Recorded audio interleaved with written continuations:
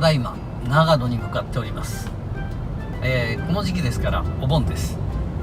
お盆はねやっぱり墓参り墓掃除をしっかりしないと、やっぱり罰が当たると私は思っております。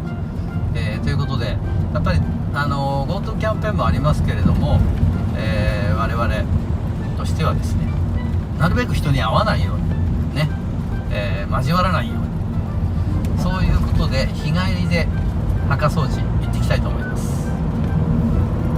割と関越道渋滞してますね。まあのんびり行って掃除をして墓をきれいにして帰ってこようと思います。ここが土屋家の墓です。以前はね写真で紹介しましたけれども、今日は、こういうボーボー伸びた枝だとかそういったものを掃除してお墓掃除をしてお墓参りをして線香をあげて帰ります。